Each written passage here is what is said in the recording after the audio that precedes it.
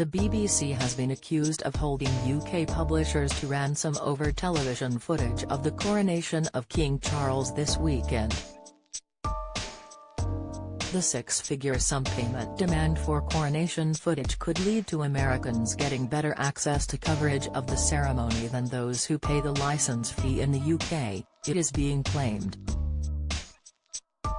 UK news organisations have been told they will have to pay to use coronation coverage from the BBC, ITN and Sky on their websites, despite foreign media getting the live feed at no extra cost to their existing deals with press agencies.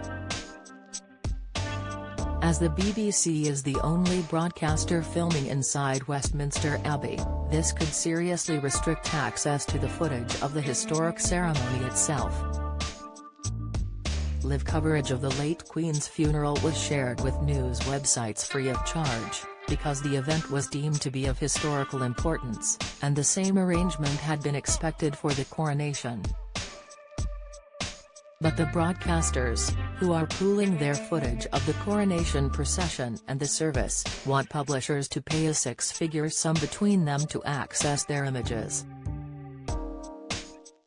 Buckingham Palace has already said it has no objection to the footage being shared with UK news outlets free of charge. The News Media Association, NMA, which represents news publishers, has been negotiating with the BBC for weeks, arguing that the coronation, as a major historical event, should be treated in the same way as the late Queen's funeral.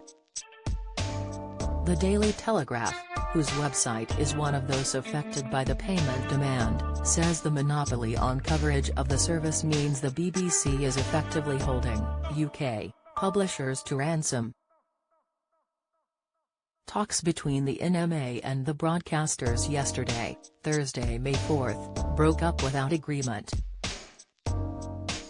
A final meeting between them is scheduled today. Don't miss.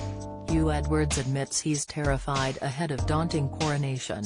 Insight: Camilla's coronation worries include toilet breaks and crown wearing. Latest: King relaxed and very gracious despite huge burden of coronation. Report: Don Alford, executive director of the Society of Editors, said, given the significant public interest and the precedent set by the Queen's funeral last year, we are deeply concerned that while foreign publishers will be free to use live broadcast footage of the event, UK audiences look set to miss out unless publishers meet broadcasters' financial demands.